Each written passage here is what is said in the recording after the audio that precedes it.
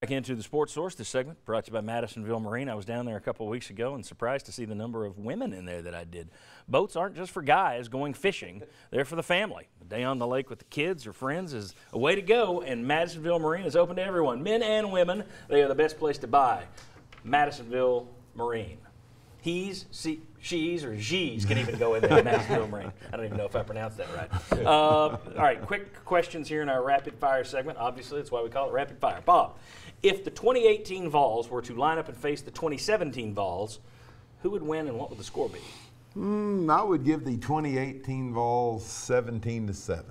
I think Garantano is better. Yeah. I think you've seen some improvement from your defense. I think, as y'all talked about in the previous segment, Batuli's looking a lot better. You got Kirkland back.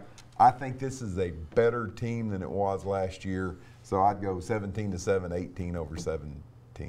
Now I've confused myself. Gotcha. 18-17, 17-7. Yeah. All right, hey, it's tougher than it seems picking scores, isn't it, Bob? Yeah. Josh, inconsistencies on offense have been masked by a number of big 50-yard plays so far. Some on defensive special teams as well, big plays. Can Tennessee rely on its playmakers to continue to make big plays against SEC defenses? Can's an interesting word. I think the talent is there to be able to make big plays. Ty Chandler, I think, is an SEC talent. Marquez Callaway is an SEC athlete. I think that Josh Palmer is an SEC athlete. They're looking for more consistency from these guys. The problem is when you go up against Georgia and Alabama later in the season, counting on that many big plays is going to be tough to do. Against Florida, you're hoping for probably a game-breaking play from somebody like Ty Chandler. That's why I think involving him in the running and the passing game is going to be really important for Tennessee's offense. All right. Jimmy Hyams, for the 2-minute drive at the end of the first half yesterday, Tennessee was up 10-0. Still a ball game at that point. Vols sent in backup quarterback Keller Christ. Is that good situational preparation, or would you have preferred to see Garantano in there for the 2-minute drive? I'd have preferred Garantano. Of all the decisions made yesterday by the coaches, it was the one I disagreed with the most. It is 10-0. You need a spark.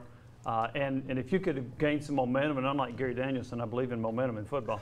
But I think that, look, Garantano's your best passer. The first down passing has been tremendous, and that's typically what you do in a 2-minute offense. Tennessee's been 21 out of 25 on first down passes. I thought if you could get a spark, go down and score, and Garantano gives you the best opportunity, I think there was a chance for you to separate yourself some from UTEP. All right. Chuck, I'm going to give you a visual aid here for your question. Let's go to this graphic if we could and talk about slow starts. You see what Tennessee's done in the first quarter so far this year. 13 total points through 3 games against a couple of crummy foes thrown in there. You've only allowed 10. That's good. But 13-10, slow starts. And then look at what UNLV did against UTEP. In its first 7 drives, 5 touchdowns, a field goal, and a punt. Tennessee's first 7 drives, a touchdown, a field goal, 3 punts, and 2 fumbles.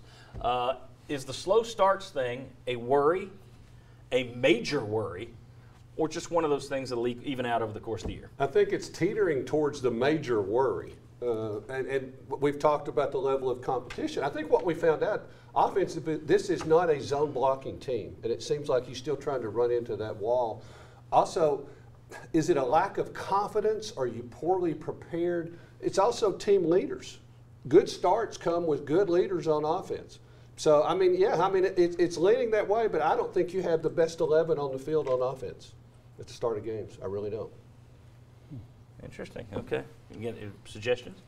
Well, is that for another the right segment? side of that offensive line is where I'd start looking to tweak something pretty quick. Okay. Well, they moved some guys in there yesterday and then moved them right back out.